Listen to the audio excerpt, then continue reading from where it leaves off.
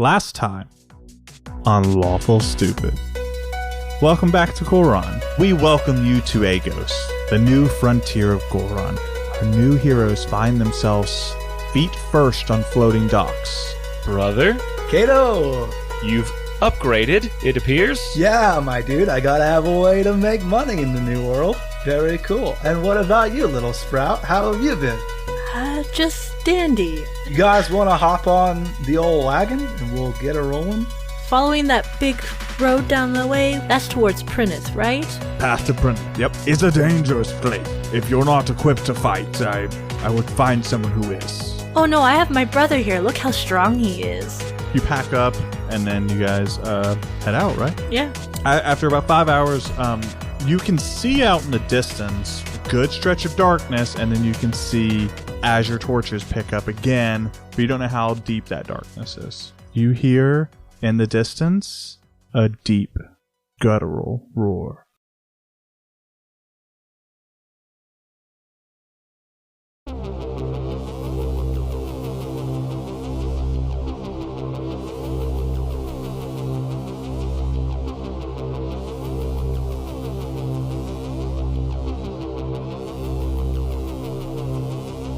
Where we ended up last episode is the three of you were on...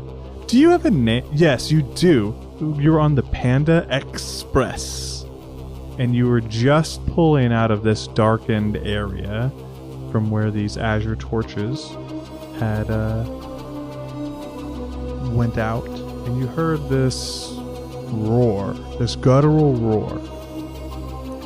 And in the distance, not far from you, you can see on your right-hand side 3 canine-looking beasts about 45 feet out from you.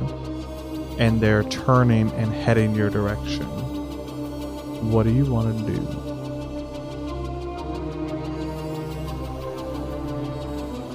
And we are still all on the cart. You're on the cart, and I never anticipated you guys like racing the cart, just going at a normal pace because you had just started again.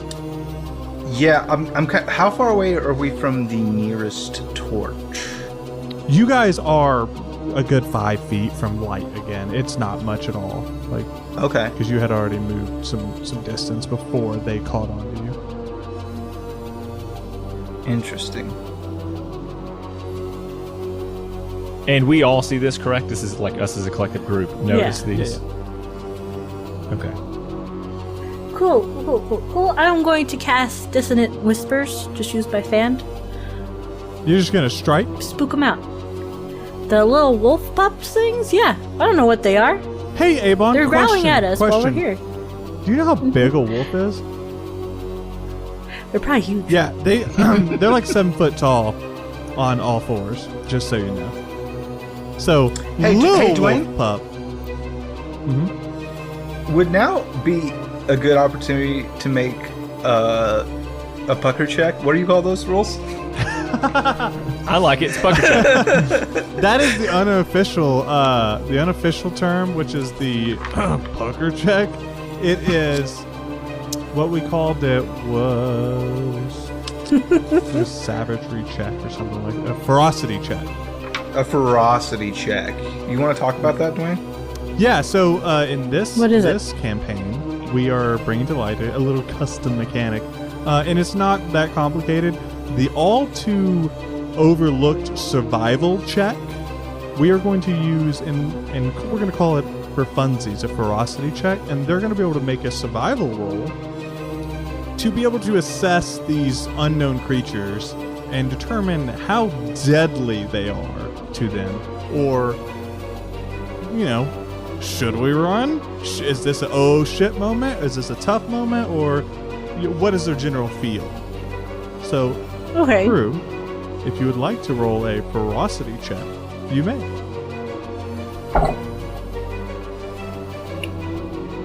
So survive. Yes. Yeah, just do a survival check. That's all. I rolled a 12 for Gustum. 15 for Darling. Okay. And what did you Pretty good get, average. Kato? Kato is 13. 13. Okay, yeah, that's a pretty good rolls. 13, 12, 15. So, with those rolls in a combination, but especially with Darlin having a 15. Darlin, you'll know... let me rephrase. You have the feeling that these are ferocious animals, and that just from their size, their demeanor, and the speed at which they're approaching you, they could be a tough fight. You don't get the idea that they would just chew through you, but they also don't seem like whips either. And all three of you kind of get that. Darlene more so than anybody else has the vibe that you could fight this and it'd be okay. Okay being a relative term. Yeah. My initial assessment is these enemies might be easier to dispatch. However, we may take some bumps and bruises of our own.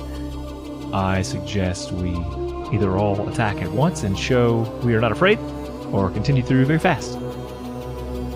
Very fast we go. Very fast? Okay. I will hit the giddy up. Okay. And so for the sake of this, let's say we know the speed of your mule, probably 30 feet per second. Is it 40? So the big thing is here that I can use a vehicle check, which I'm not proficient with. Mm-hmm. So I'd just be making a straight D20 roll on that. But I can do a vehicle check to see if I can double their speed. I know is one of the feats of it, but let me get into my inventory so I can see. Yeah, because I'm more worried about their speed. Their base speed, yeah. Compared to... Because they're mules, right? They're a donkey or mule. It's the same thing.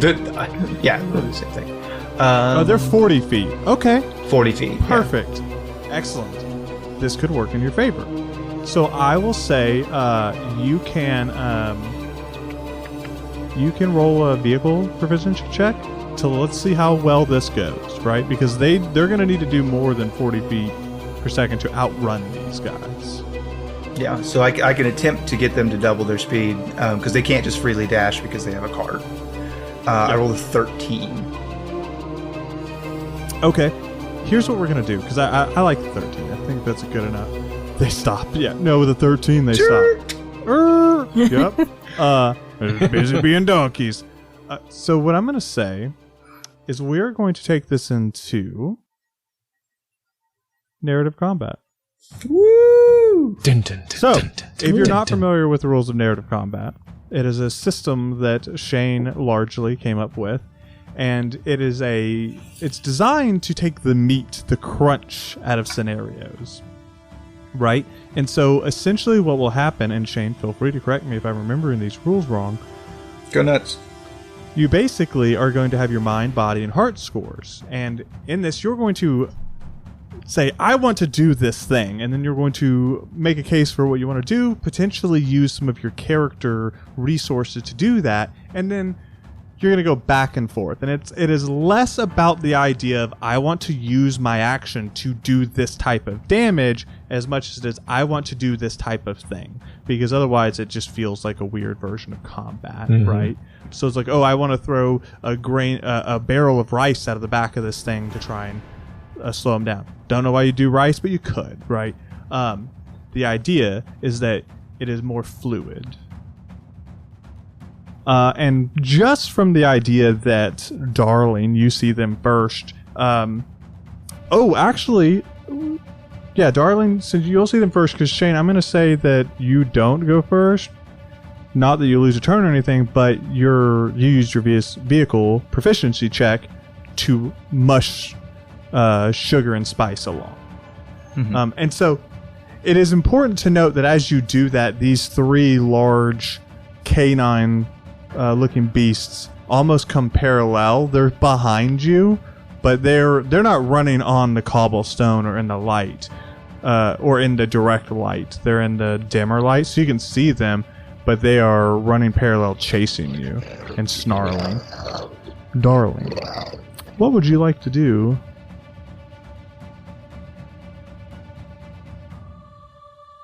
Yeah, I think I'm going to go back to that.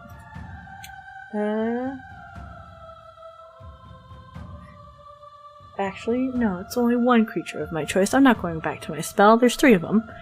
I would like to turn into my fox self and snarl right back to be the bigger animal and spook them. Big puffy fur, make myself big. How big is your fox? Be intimidating.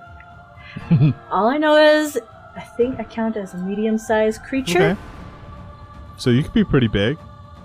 Yeah, it's a giant fox, right? Yeah, it's a giant fox. Which is just a medium creature. 'Cause it's big for a fox, but still. Yeah, it's big for a fox. Yeah. Yeah, it's big for a fox. Okay. I'm gonna say she's like around maybe like 6 feet, because I know in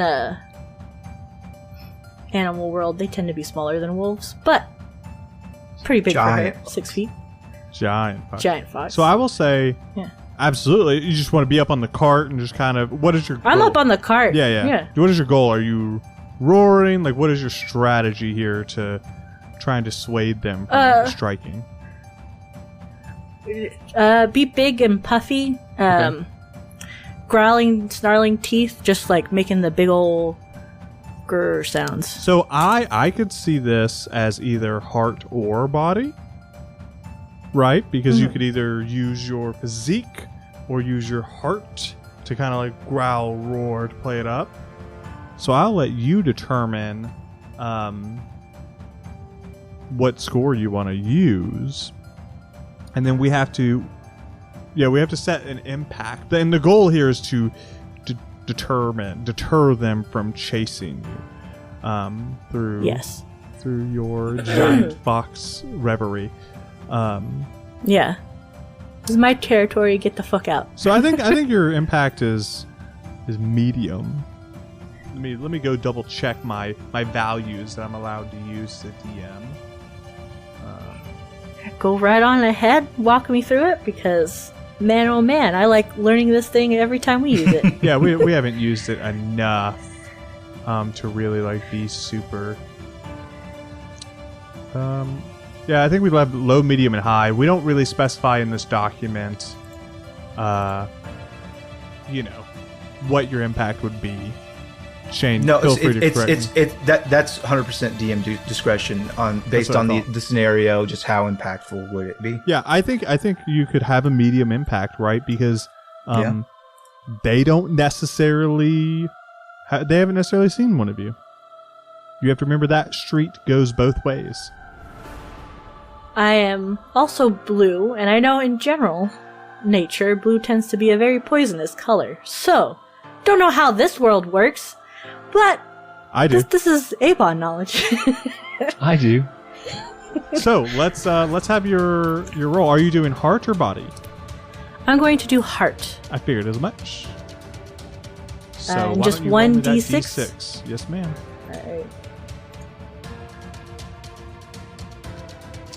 Alright, so I got a 2 on the die, and then I add my score, and that will be a 4. That is with a cost. Yep, exactly. So to say that, you are going to succeed at a cost. So, describe this scenario to me. Unless you want me to paint the picture for you. You paint it. Take the first one, Dwayne. Take the first one. Yeah. So I imagine Darling, she was sitting on the front of the top of this Panda Express and hearing the mush and the rattling of the bridles and the hooves against the cobblestone. She turns around, seeing these 3 things, about 30 feet back, 35 feet back, parallel to them. She climbs up on this cart on all 4s, and just with this it almost sounds meek at first, this howl that begins, but then as she shifts into this giant fox standing 6 foot tall on her own on this cart, and you also feel the cart wobble left and right a little bit as she gets her footing, and then she has this deep screech that comes out as her tail furrows in the air. And I think one of these things immediately just... If you've ever seen somebody use the front brakes on a motorcycle, it just hard brakes on those balls, and you kind of see its rear kind of come up, and just a puff of dirt as it like turns. But 2 more of these keep rolling. But as you're like anchored down in this, you kind of lose your grip a little bit, and so now you're on the back of the cart in fox form, holding on the back as they are approaching. So that is your cost, is that you are now lower down and to the back of these things.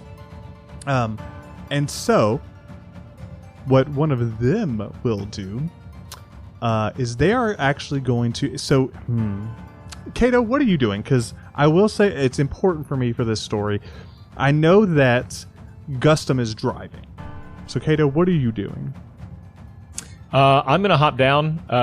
We have stopped, right? Because we're No, you're still marching. And I don't want a whole action from you. I just need to know where you are so I can determine what you see. If the cart is moving, I'm staying on the cart, but I'm looking out at the wolves that are approaching. Okay, so I'm assuming you were riding shotgun, just kind of turning around, looking back. Okay. Fun fact, riding shotgun comes from being on a wagon and being the guy to ride with a shotgun to protect the driver. In case you didn't know that. Or somebody out there is going to prove me wrong, but it sounds fucking right. No, I think that's right. That's what I learned. And so you Kato and Darling, you see these 2, again, wolf-like creatures, and as you look back and you're getting a better look, they've almost got this mane, this burnt orange mane, and it looks like scales or like thick shingles almost. It is not attractive. It's not like a lion's mane, but it does go around the back of their head, and you notice that both of these are chasing after you, and then these 2 almost like plates, these scales leap from these manes and start floating up and approaching towards you as they're chasing you. And so for them, I will roll a bhakti check. Boy. Oh, not a d20. Not a d20. Please don't use a d20. That is not the right thing. Oh, looks like I succeed categorically with an 18. Weird. They got an 18. That is a success with no cost. So they are going to succeed at a cost. So these 2 scale shingle things, they actually reach out and they start attacking the wagon itself. And attempting to get it to stop. But unfortunately, to do that, it was focusing too much, and one of those starts falling behind. I need to real quick just go check out what your wagon's stats are, and that is going to be. It doesn't have stats. Cool. All right, I'm going to say it starts damaging the wagon. And with a slow success, it's not able to slow you down, but Gustum, you can hear something striking your precious Panda Express, but unfortunately, they're not able to gain purchase or stop the cart. That being said, Gustum, Kato, which of you would like to go next? I'll take it. All right. I'll be like, so these things have come up and they are chewing on my cart, pretty much. Like they're attacking with their teeth to try to stop it. Well, no, they're using these essentially scales that are floating forward. So they're not right on you yet. They're still about 25, 30 feet back. One of them is. The other one's about 40 at this point, and his scales come back. All right, what I'm going to do is I'm going to reach into my handy sack of spices, and I'm going to say, dragon pepper flakes, and I'm going to grab like a big handful of spice. I'm going to throw it over my shoulder, off to the side to Miss Darling in the back, but just off to the side to try to disperse this into a cloud of powders and spice. Hell yeah. And what kind of role are you looking for? I'm thinking that cooking kind of stuff would fall under heart categorically, but this you could make an argument. I could see it both. I could see body or heart, really. I mean, honestly, cooking, I could do all three depending on what you're doing in the cooking profession. That's true, yeah. If I was doing like precision knife work, that would definitely be body. If I was trying to do something that, required precision and focus, it might be mind. I would go heart here, and I will. Okay. If you're I'll giving take me it. the choice. I will. That is a 6 on the die. It's a critical success. Yeah. Yeah, so you're able to succeed at no cost. And I think because I crit On any unmodified roll of a d6 will result in a critical success. You succeed with no penalties, and the impact of your actions will be one category higher. Yep. Yeah, so super easy, right? You throw this... Oh, we didn't establish impact on that beforehand. What would that impact have been? I would have think it would have been low impact just in general, because the goal is you're using peppers and stuff like that to slow them down, but that also depends on your roll as well, right? Because you succeed with or without a cost. That's, to me, that's the difference. But it's now a medium impact, and so I imagine where before I think you described just pulling like a handful of this spice and throwing it back. I think you grab like a pouch of it and chuck it backwards. And so you're marching forward, you're pulling the reins, and you chuck this pouch backwards. And Darling, who's like scrambling up, kind of sees it and just quick duck.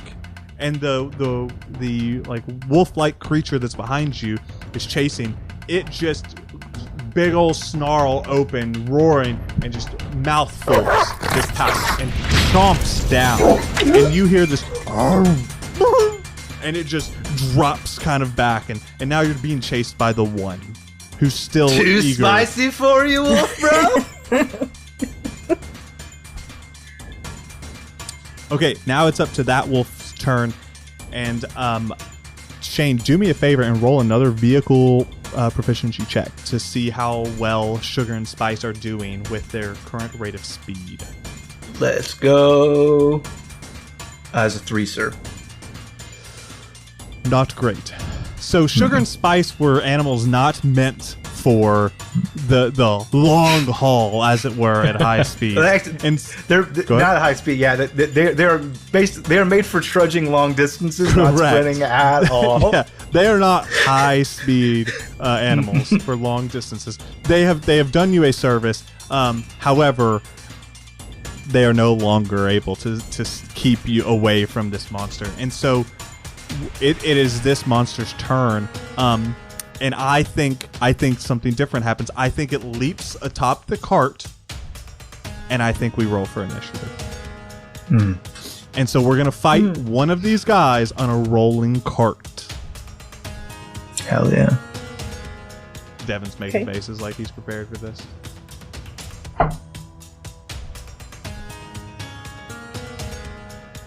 Devin's making faces like finally. Now we're in regular initiative. I'm going to destroy this wolf in regular initiative. Now that we've gotten out of... Because I didn't know what I was going to do when you got to me. Anyways, thank the Lord. Okay. Now. Darling, bring the heat with a 21. Yep. Okay. So, because I can see all your rolls except for Kato's. Mine, because... Kato, what did you roll for initiative? 11. 11. And Darling... Just for the sake of the audio meeting, what did you roll for initiative? 21. Thank you. And Gustum, what did you roll for your initiative? Bring up the rear with a 7. Hot. All right, excellent. So, where we're going to start our combat. We're still moving at 30 feet per second on this cobblestone road. So it's a little rickety, it's a little bouncy, and you've got these azure torches lighting the way. And on top, you have this ferocious monster. And it is now that you get a good look, it's got big paws. It's about 6 feet tall on those paws, 7 feet tall. And it's got this big bushy tail, and you've got this mane that's around it, these like burnt orange, these scales or shingles almost. And it's standing up there growling and almost foaming at the mouth. It's so like ready for this. Let me just check its dexterity. All right. We are going to start with Darling. Darling, you're in fox form, and you're hanging off the back of this cart. I just say that so you know that on top of this is your bad boy. I'm going to say, for the sake of argument, Shane, correct me if I'm wrong, that you got about 10 feet up there on that cart. So one person can stand toe-to-toe with that wolf while it's on top. That makes sense. Not to say you couldn't go up there, bite, or you could try and attack it from the side of the cart, but if you're going to stand up on the cart, there's room for one person. There would only be space for one other creature up there. Correct. Everybody else would either have to fight from their seats or hang off the side and fight, and there could be some rolls and checks involved with that. As any type of like fucking Mad Max's Cobblestone Fury fight that this is. Okay. Cool beans. Will it take an action to climb back up, or part of my move? No, you can just climb right up. All right, climb it's back not up. That difficult. So you're going to be up face to face with this thing. Got it. I want to find a soft spot and bite it. I'm in fox form. Roll I was like, might as well. Chompy chomp. Yeah, sure.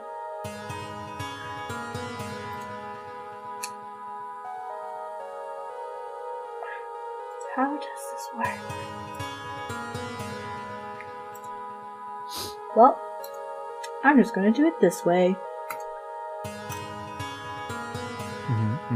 Yeah, just roll a d20. That's going to be an 8 in total. Okay. So yeah, you crawl up on the back of this cart. And the cart, you actually, for Kato and Gustum, as she crawls up, you kind of feel the cart kind of bounce a little bit as the weight of these two creatures rocking and they're moving around. You go to bite, and you actually bite into that collar, that mane, and it is just like scale. It's hard to your teeth. Go ahead and take 3 blunt damage for me, as these scales that are around it almost like strike at you as you approach and attack. These 2 floating scales that it has that kind of stay around it as it's fighting. Cool beans. I'm going to use my bonus action as a fox, please. Yeah, what do you want to do? It's called elusive, and I'm just going to disengage and okay, go you're going to crawl down. back down? Yes, please. I love it. Ooh, crawl back down. Fuck this. Yeah, and so you do that. Is there anything else you'd like to do on your turn? No. Anything else takes a whole ass action. Yep. So while it sees you, it's not necessarily threatened by you. Based on your attempt, so it turns and it looks and Kato and Gustum, it's this thing's turn next. You feel it kind of loom over you, and you kind of and it kind of it surveys its options. It sees Kato, this metal tin can. It sees Gustum, this big poofy panda bear. Delicious. I'm so delicious. And it sees sugar and spice. And it kind of debates, but then Gustum is so delicious looking. I'm so tasty. So it's just gonna try and get a bite out of Gustum. So it's gonna roll 2 attacks against you. I would describe my meat as marble. Please do. Oh, you got a... Okay, so I think they're gonna hit, but let me just double check. 19 and a 22. Those do both hit, yes, sir. Okay, that's what I was thinking. And so let's just roll damage real quick. I would like to also take a reaction to intercept that attack, as I'm sitting right next to Gustum. There's Nice. 2. There's 2. So You intercept one there's of a them. bite and a claw. You can take whichever you want. Bite. Okay. So I don't know. Which one does more? I don't know. The claw. I don't get. I'm not. The claw does. So you intercept the bite, and you're going to take 4 piercing damage. So your intercept, how does that work, Devin? So interception for me, as long as you're within 5 feet of me, I can reduce the damage you take. It's a 1d10 plus 2 to a minimum of 0 damage. So go ahead. Oh, you're just reducing the damage, so you don't actually take them. Yeah, I don't take the damage. I just reduce what he would take from one of those. Yeah. Great. Yeah, it's So one of roll those that. new fighting styles. That's why I wanted to talk about it. That's out of the new book, right? No, It's just because the other one. yeah, fighting style interception, yes, because that one's not. Yeah, it is one of the newest. That is All right, a so roll your 12. die. Oh yeah, He so rolled you 12, reduce so I it get max entirely. die, yeah. What No does that damage. look like for Kato? I think because this wolf is leaping over, right? Well, he's leaning over and he takes a bite. I think How he does just kind of Kato like, block that? if you're going to block a punch, just kind of like uses the momentum of the wolf's bite to kind of push it to the side of his head, and he misses. Yeah, just pushes it off. Uses the halberd or not, his glaive to move it over. Yeah, and so he like snaps into thin air. I think Gustum, it's real close though. You feel it like snap right behind you. And then he's going to take his claw and just wrap around your big burly chest and pull up, and you're going to take 11 slashing damage. Youch. I will. You've already used your reaction. Yeah, but I have this thing you gave me. that Oh, lets me take okay. 2 reactions. What? And okay, so we all got to like kind of if we had enough gold early on. Dwayne kind of said if you want to get a like an uncommon or magical item, uncommon item. Yeah, that's where I got my magic spice pouch. So what I chose and what Dwayne created for me, and it is in D&D Beyond for us, is a rebound sprocket. Basically, there's this gear that I have inside of me in my core, and it kind of like supercharges me. But once I use it, it kind of goes dormant until the next day, but it allows me to take an extra reaction in a single turn. But now that I'm burning it, I'll have to take a long rest. So I will use that to block the claw as well. On that fighting stance, can you read that just so we make sure we're following that? Yeah. Hold on, let me go. I can pull up your character sheet. Ironically, it's not under the fighter. Okay, Like, reaction. quickly? When a creature you can see hits a target other than you within 5 feet of you with an attack, you can use your reaction to reduce the damage the target takes by 1d10 plus 2. You must be wielding a shield or a simple martial weapon to use this reaction. Okay, I just wanted to make sure it didn't have any weird, like, you can only do this once. So, yes. So, you use this, what did I call it? Tightly wound sprocket or rebound sprocket? Rebound sprocket, yep. Yeah, so you use this rebound sprocket, and it's this, I think it's this add-on that Just quickly Declan yeah. put into you. And so it's just like, and just, boom. So what do you roll? I rolled a 3 plus 2, so that he reduces that by 5 damage. So nice. Perfect. So you take 6 slashing damage instead. I really love the idea of like, so Kato comes out with this shield, and then there's like this sprocket inside of him that like happens like on a reaction. It's like ting, and his arm just like jerks, you know what I'm saying? Yep. Like ding, and it just goes to the right position to block. Like Yes. Yeah, and he uses his glaive to do that, not his shield. Yeah, glaive. But yeah, the same thing. Just ding, just ding, hits it back. And so instead of like getting raked across your chest, you get a nice piece of your shoulder taken out. And so next up in the initiative order is going to be Kato. And this thing is right above you. So you could turn around and just face it as you're standing in your seat, essentially. I think what happens is you feel... I don't know if this thing is weighted. So if you'll note in the last episode, he had summoned the manifest echo. So it's been Yeah, about it was 10 15 feet out. feet out. 15 feet out, I yeah. assume... I don't really know how you would keep up while you're dashing. Can it dash with you? Can it just stay with you? How does that work? he creates it at the start of his turn. Don't you? No, this Don't was you create last episode, like before we even started. So it's just been, Right, hanging but- out with us. But my question is, can't you create it at the start of your turn every turn for free? I can, yes. So why- so that's you what can we'll have just to make do it. here. Well, because it takes Based my on bonus action. I can, if it's already out, you see what I'm saying? Like, I can command it to move at any time. Yeah, I just don't know that it would been able to keep up. Can it dash? I guess I can dash. I would've told it to jump doesn't on. have- Every one thing. So when we were in narrative combat, every 6 seconds in narrative combat, Devin would have been able to re-teleport it. Would have been able to remove it into position. Yeah, So that's like, fine. Totally, you can have If it. he was keeping it up, then it would be up. Yeah, you can have it. Yeah, so I think you feel the cart shift. as the echo of mine is on top. Now that removes 15 of my own movement speed to have the teleport does. So actually, it's going to remove that movement speed from me for it to move there, and it will attack from behind. It doesn't do any extra thing, but it's going to take.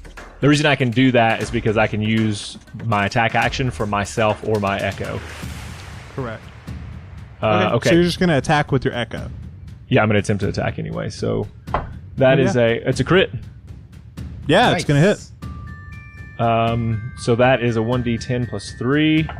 So you're going to take max damage on it, plus So your roll. 10 3. plus 4. That's 17.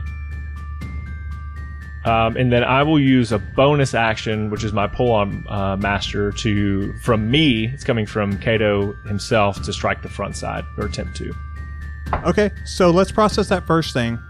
Your Echo Knight appears and it strikes true, and you see a gash of blue blood explode into the air. And in fact, you guys are moving quickly, so darling, that blue is just going to match your fur as it like drains down on you. And Perfect. you see these two floating scales, these shingles, they strike into your Echo Knight for 3 damage. So he's going to vanish. Yes. Well, Now just automatic, or does it? It's It 'cause- automatic. He only has 1 point. Okay, HP, yeah. So he vanishes. exactly. And then you're with going to that- strike with the butt of your weapon. Butt of the weapon. Yeah, butt of the. Yep. Roll an attack for me. So that's a 15 for hit, Yep. and it's not very much. It's a 1d4 plus. I mean, it could be enough. Well, I mean, it's max 4, Yeah. 7 damage. Yeah, and so you just turn with the butt of your glaive and just straighten the snout of this thing, and it hits, and it growls and roars, and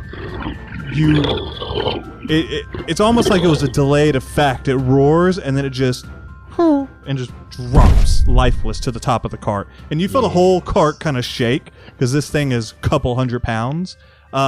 As it becomes lifeless. You guys win. Woo! It is dead. I spin my glaive around my back and then put it into place.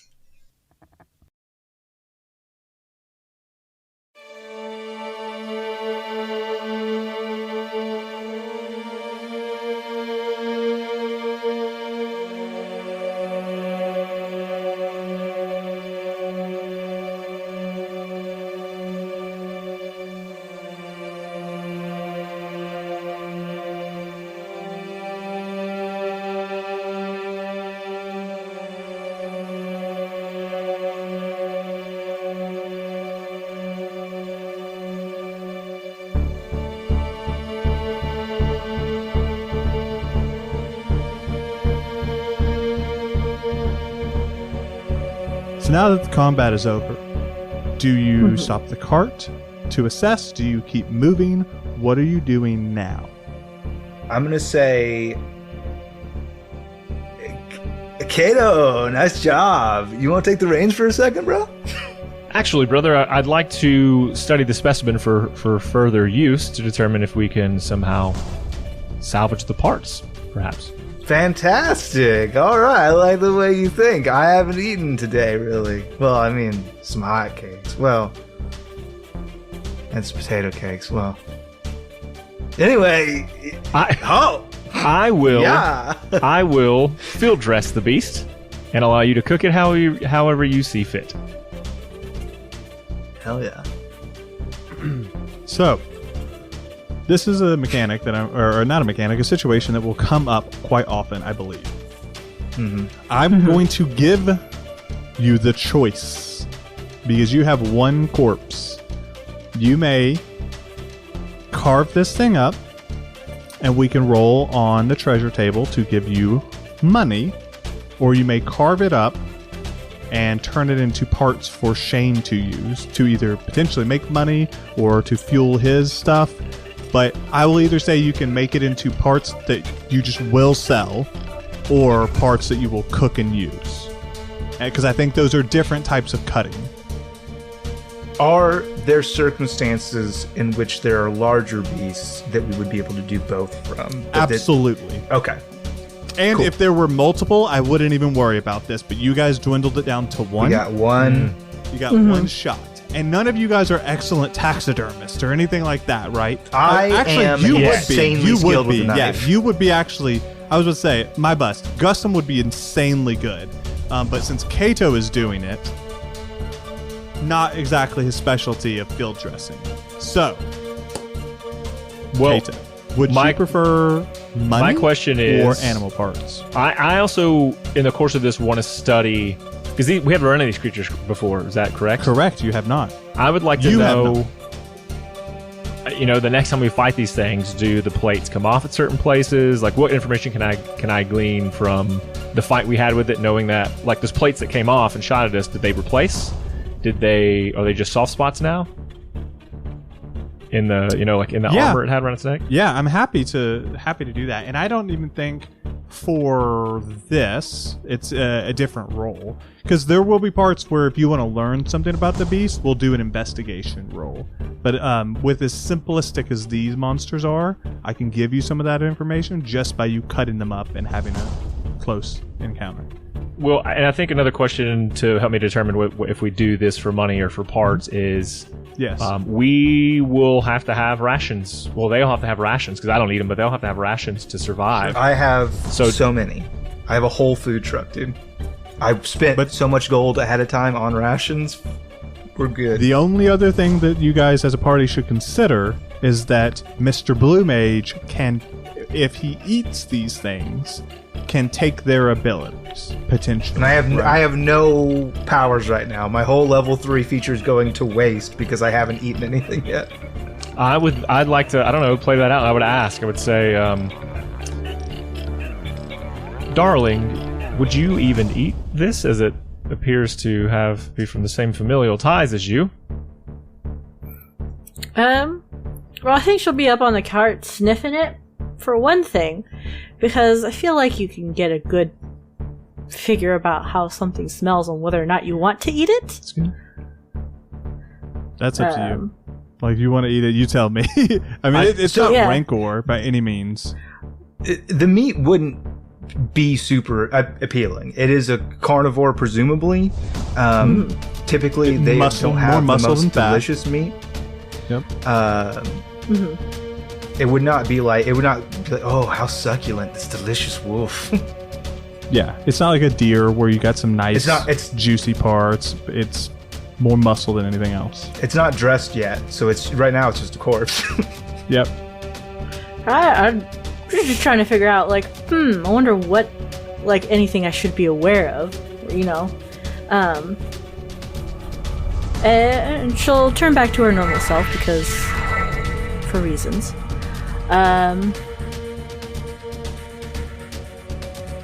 I hear my cat. I'm sorry.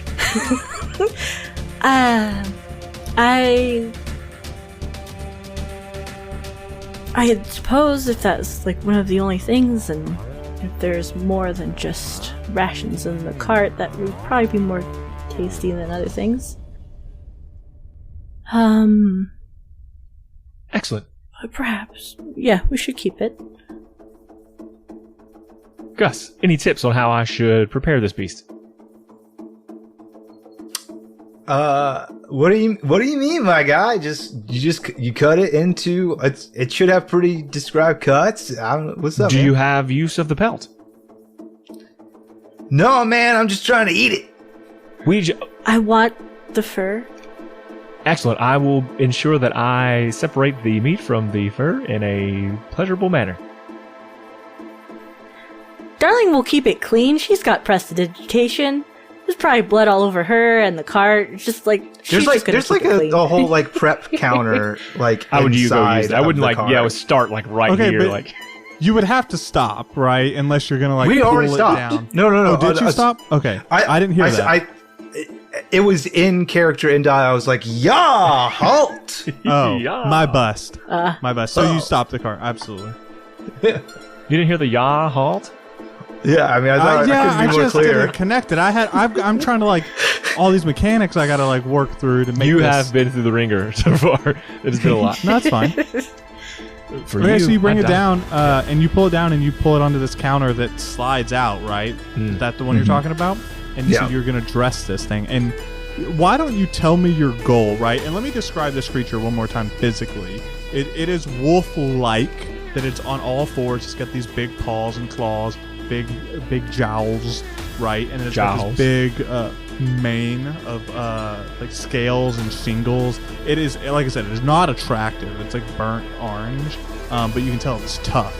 And then there's these two big chunks that are missing from where it had those floating pieces that have just fallen and they're gone because they fell when you guys killed it. Okay. Yes.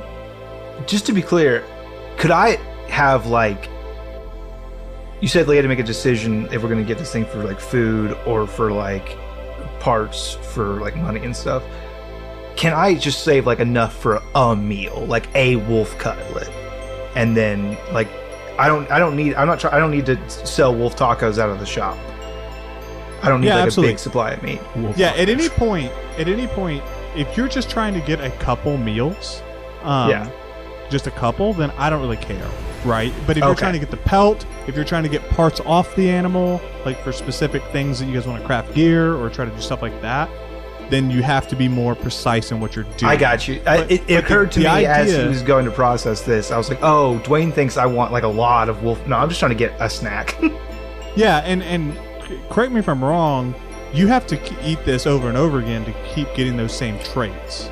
Ish. Well, how does that work? So the way it works is I take on the feature until either I prepare a new meal and override the effect with the new feature, or I'm reduced to 0 hit points. Right. So what I mean by that is you would want more than one use of this potentially, because if you change up, you would have to go eat this again to get. I would, trait. Yeah. So ideally, and I have my instrumental pantry that keeps ingredients fresh. Ideally, I could get like a bunch of pieces from a bunch of different monsters and create like combo meals later when I can get more effects and stuff. But right now, I'm just worried about having a feature. This is where I'm coming in and just saying that if you wanted to get multiple bites, right, like a lot, like 10 of them, you could not get money out of it, right? Right. Does that make sense? Like you're like, all right, cool, I got 10 of these wolf steaks. Let me get like a wolf steak, and then Kato can process the rest for whatever he wants. Let's establish this rule of thumb. Okay. That way we don't have to play this game, and I don't have to forget about it. Sure. So I just need to write this down.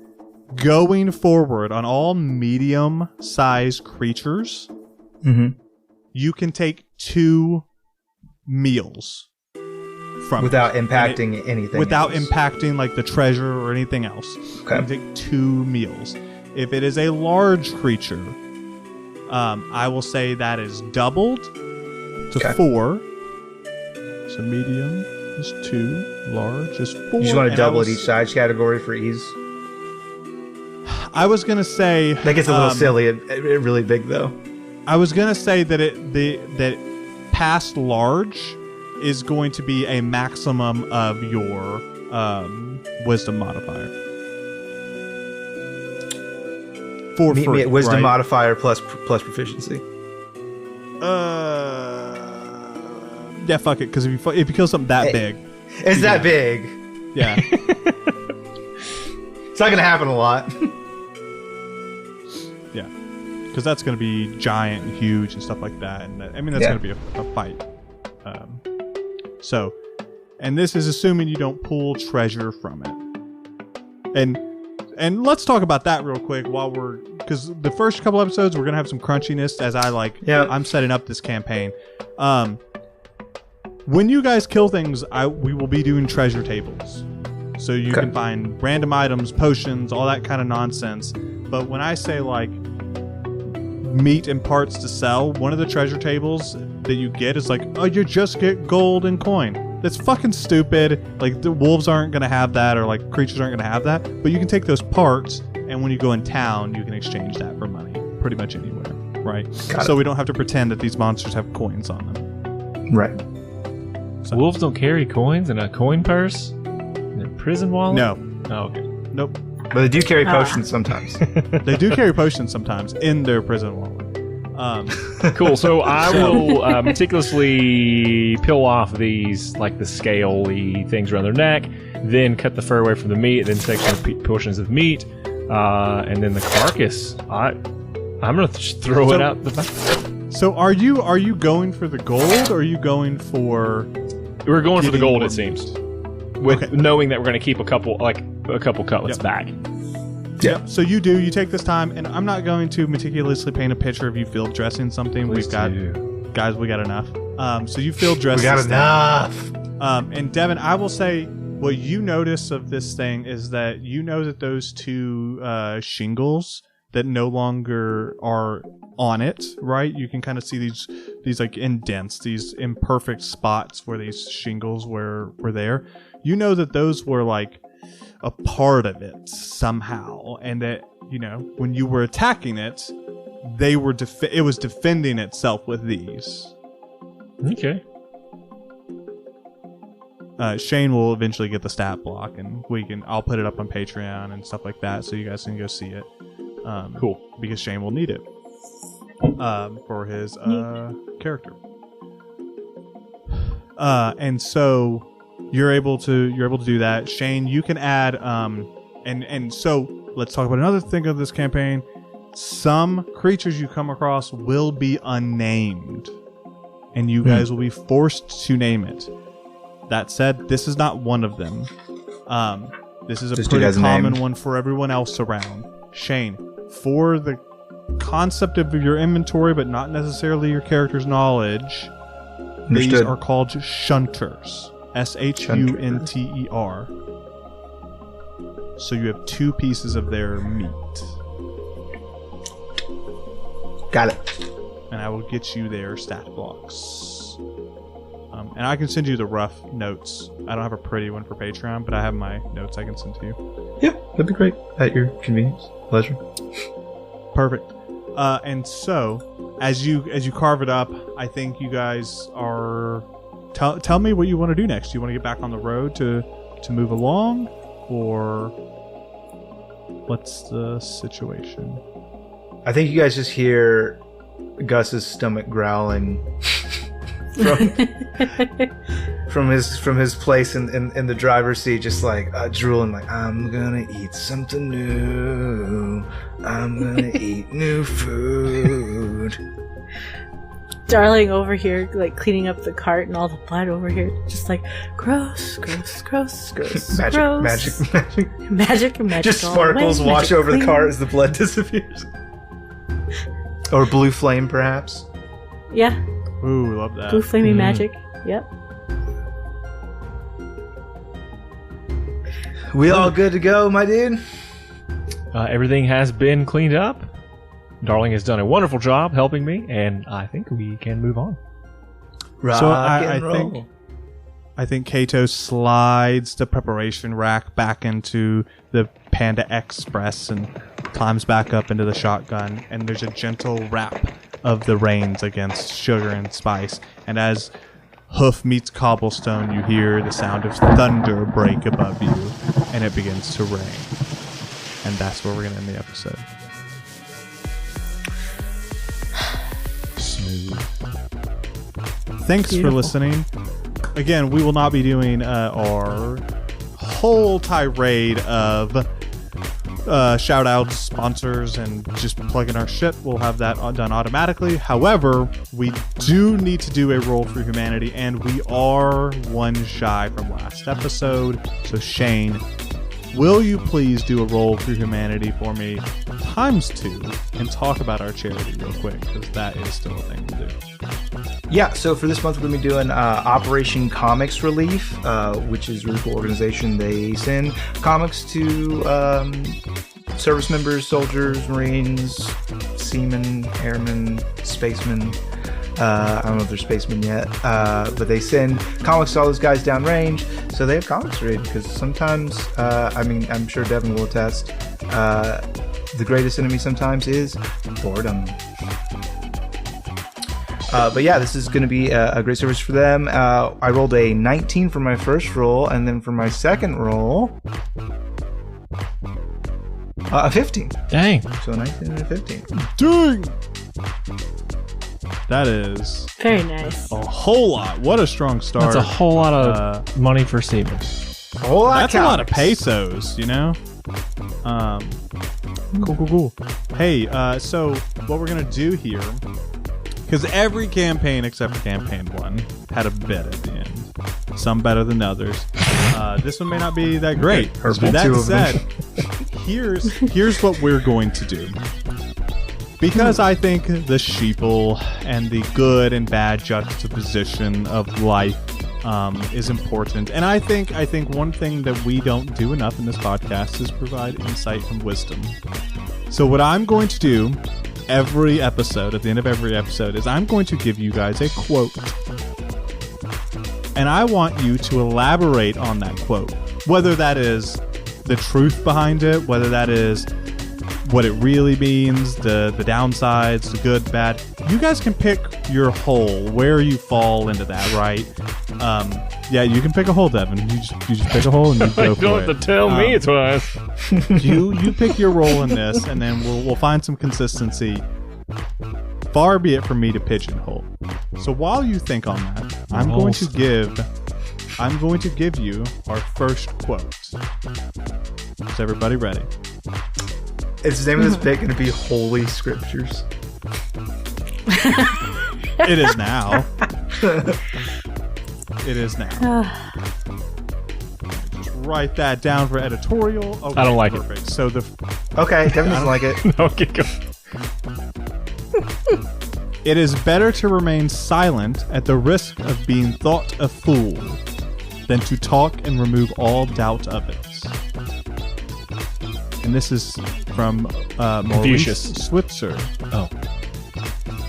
Who's it? It says Maurice Switzer.